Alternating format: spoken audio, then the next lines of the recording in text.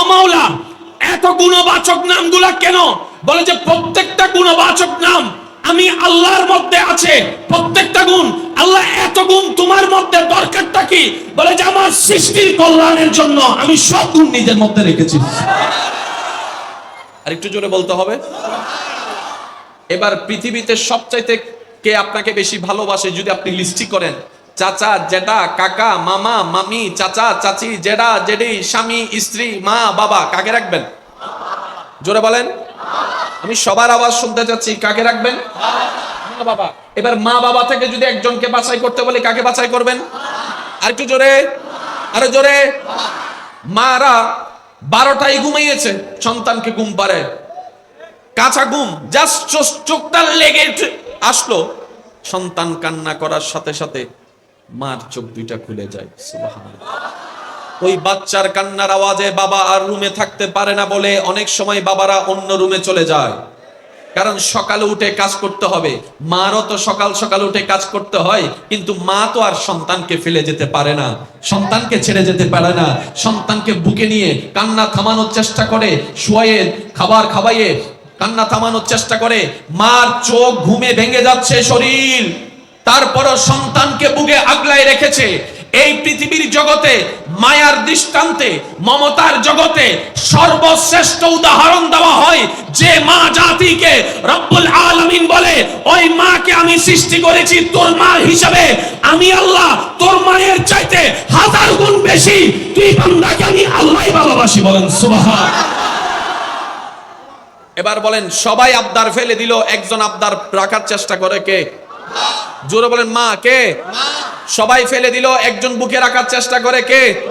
সবাই খাবার ছিনিয়ে নিল, একজন না খেয়ে খাওয়ানোর চেষ্টা করে, কে? বাবাই যদি কোনো কারণে সন্তানের গায়ের উপর হাত তুলে সন্তানের পিঠকে বাঁচানোর জন্য নিজের পিঠকে যে সামনে তুলে দেয়, তিনি কে? আরো জোরে তো বুঝো, জোরে বলেন, কে? ওই মায়ের চাইতে 1000 গুণ যিনি ভালোবাসে, তিনি হচ্ছেন আমাদের রহমান। আর একটু জোরে। এবার কথাটা আমি কেন তুলেছি, আমার যুবক ভাইয়ের একটু খেয়াল করবেন। আপনি কাকে ভালোবাসবেন? যে আপনাকে ভালোবাসবে। আপনি কার কথা স্মরণ রাখবেন? যে আপনার যত্ন নিবে, যে আপনারে 2 পয়সা দামে দেয় না। তাকে ভালোবাসা মানে আপনি নিজের ভালোবাসাকে ইনসাল্ট করেছেন। যে আপনাকে 2টা পয়সার পাত্তা দেয় না, তার পিছনে লেল করে গুড়া মানে আপনি নিজের ব্যক্তিত্বকে পানির মধ্যে ডুবাই দিয়েছেন। আর একটু জোরে বলতে হবে, ঠিক কিনা? কারণ আত্মসম্মান বোধ বলেও তো একটা কথা আছে, সেলফ রেসপেক্ট বলেও তো একটা কথা আছে। এই পৃথিবীতে যে নিজের সম্মান নিজেকে দিতে জানে না, এই সৃষ্টি কখনো তাকে মূল্যায়ন করে না, সম্মান দেয় না। কথা বলেন, ঠিক কিনা? তাহলে ভালোবাসা কার জন্য? যে আপনাকে ভালোবাসবে। মায়া কার জন্য? যে আপনাকে মায়া করবে। যত্ন কার জন্য? যে আপনার যত্ন নিবে। খবর নিবেন কার? যে আপনার খবর রাখবে। কেয়ার করবেন কার? যে আপনার কেয়ার করবে। আপনি স্মরণ করবেন কাকে? যে আপনার বিপদে পাশে থাকবে, যে আপনার কষ্টে পাশে থাকবে। কথা বলেন, ঠিক কিনা? পাশে থাকবে আপনার কষ্টে, আপনার বিপদে। এবার আপনি যদি এই থিওরির মধ্যে ভালোবাসার ক্যাটাগরি খেয়াল করতে যান, এবার ঈমানের সাথে একটা কথা বলেন, আল্লাহর চাইতে বড় যত্নবান আর তো কেউ নাই। আল্লাহর চাইতে বড় যত্নবান আর তো কেউ নেই। আল্লাহর চাইতে বড় রহম করনেওয়ালা আর তো কেউ নেই। আল্লাহর চাইতে বড় রাজ্জাক আর তো কেউ নেই। আল্লাহর চাইতে বড় কেয়ার করনেওয়ালা আর তো কেউ নেই। তাহলে সেই হিসাবে আমাদের প্রত্যেকজনের অন্তরে সর্বোচ্চ ভালোবাসা তো আল্লাহর প্রতি এনা থাকা দরকার ছিল। কথা বলেন, ঠিক কিনা? রাখতে পেরেছি? জোরে বলেন, রাখতে পেরেছি? রাখতে পেরেছি? আনতে পেরেছি? বসাতে পেরেছি? তার মানে আমরাই নিজেদের পায়ে নিজেরাই। আপনাদের কি আমার কথা বুঝতে কষ্ট হচ্ছে ভাইয়া? একটু যারা যারা জিন্দা আছেন তারা একবার বলেন মারহাবা। জিন্দা তো বহুত আছে দেশ, চাই আরেকবার হন সবাই মারহাবা। আমরা নিজেদের পায়ে নিজেরা কি মেরেছি? জোরে বলেন, কে মেরেছি? কারণ আমরা ভালোবাসার ক্রাইটেরিয়া নিজেরাই মানি নেই। জোরে বলেন, জোরে বলেন, জোরে বলেন। এবার আমি আপনাদের প্রশ্ন করব, আপনারাই বিবেক দিয়ে উত্তর দিবেন। আমাদের সর্বোচ্চ ভালোবাসা পাওয়ার অধিকার রাখে কে? জোরে বলেন, কে? এবার দ্বিতীয় নম্বর, বান্দা হিসেবে আল্লাহকে ভালোবাসলাম, আপনার দায়িত্ব শেষ। এবার দ্বিতীয়, আল্লাহর পরে ভালোবাসার প্রাপ্য অধিকার কার আছে? নবী। কার? কারণ কবরে তো মা কবরে মা, হাসরে মা, ফুলসিরাতে মা, মিজানে মা, মিজানে নবী, মিজানে নবী, ফুলসিরাতে নবী, আল্লাহর কাঠগড়ায় আসামিকে বাঁচানোর জন্য নবীর সুপারিশ, নবীর সুপারিশ, নবীর দরখাস্ত, নবীর অনুরোধ। কাদের জন্য? আমাদের জন্য। কাদের জন্য? তাহলে সর্বোচ্চ ভালোবাসার প্রত্যেকটা বান্দার অধিকার হচ্ছে আল্লাহকে ভালোবাসা, তারপর হচ্ছে নবীকে ভালোবাসা। কথা বলেন ঠিক কিনা? ঈমান আমান একটা কথা বলেন, এই দুইটা জায়গায় কি আমরা যত্ন নিছি? আমি শুনি নাই। পিছনের ভাই আপনারা সবাই মিলে আমরা কি হক আদায় করছি? আমরা যত্ন নিছি? তাহলে লাঠি আমরা না খেয়ে কে খাবে? লাঠি আমরা না খেয়ে খাবে তো খাবে কে? বিষ আমরা না খাইলে খাবে কে? সুইসাইড আমাদের না হলে খাবে কে? আমরা তো নিজেদের পায়ে নিজেরাই। এবার বলেন দোষ কার? আবার ছোট হয়ে গিয়ে দোষ কার? দোষ কার? দোষ নিজে করলাম, দোষী হয়ে দোষ দিলাম আবার আল্লাহরে। আল্লাহ তাহাজ্জুদ পড়ে পড়ে তোমার কাছে এত দোয়া করছি, আমার দোয়াটা কবুল করো নাই কেন? আছে না? আছে না? এত করে তোমার কাছে চাইছি, আমারে দিলা না কেন? আল্লাহ পাক বলে যে দিতাম, যদি সেইটা তোর চাওয়াটা তোর জন্য সম্মানের হতো, কল্যাণের হতো, শান্তির হতো, অবশ্যই দিতাম। কারণ দিলে তো আমার কমে না।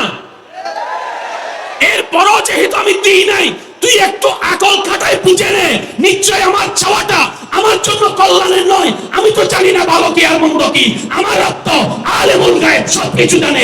যেহেতু রব দিচ্ছে না, আমার ভালোর জন্যই দিচ্ছে না। বলেন না সুবহানাল্লাহ। এই চিন্তায় চললে আর সুইসাইডের দরকার আছে? জোরে বলেন না, সুইসাইডের দরকার আছে? বর্তমানে কি সুইসাইডের হার কি কমতেছে না বাড়তেছে?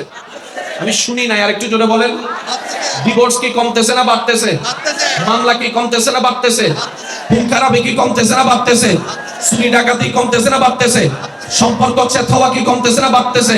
ভাই ভাইয়ের দুশমন হওয়া কি কমতেছে না বাড়তেছে? ঘরের মধ্যে অশান্তি কি কমতেছে না বাড়তেছে? যেহেতু সব দিকে অশান্তি হচ্ছে, প্রত্যেকজন মানুষকে নিজ নিজ জায়গায় একটু ব্রেক লাগায় চিন্তা করা দরকার, আমার ভুলটা কোন জায়গায় হচ্ছে। কারণ দিন দিন গ্রাম শহর হয়ে যাচ্ছে, মাটির ঘর দালান হয়ে যাচ্ছে। কথা বলেন ঠিক না? নোকিয়া 33 গল শুন, এখন আইফোন 14 15 হয়ে গেছে। সব দিকে উন্নতি হচ্ছে, আমি কেন অবনতির দিকে? আমি কি বুঝাতে পারছি কথাটা? কারণ নিজে বাঁচলে বাপের নাম, নিজে বাঁচলে বাপের নাম। এই নমাতে আরো জোর অহম বলিব, নিজে বাঁচিলে বাপের নাম। আপনি আমাকে ক্ষতি করেন, সমস্যা নাই, আপনি তো ভালো থাকেন। আপনি নিজেও ভালো থাকতে পারছেন, আমাকেও ভালো থাকতে দিচ্ছেন না, তাহলে লাভটা হলো কি?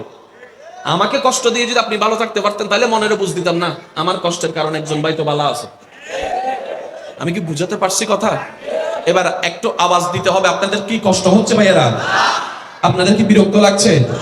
আল্লাহ তাআলা আমাদেরকে দুনিয়াতে একবারের জন্য পাঠিয়েছেন। আগে ছিলাম না, এখন আছি, ভবিষ্যতে আর আসবো না। এই ওয়ান চান্সটাকে আল্লাহর ওয়াস্তে নষ্ট করেন না রে ভাই, আল্লাহর ওয়াস্তে নষ্ট করেন না। যারাই নষ্ট করছে তারা এখানেও আফসোস করছে, ওইখানেও আফসোস করবে। আমরা কি আফসোস করতে চাই? বলে বলেন আমরা আফসোস করতে চাই। তাহলে আমাদের একটা নিয়মের ভিতরে আসার দরকার আছে না নাই?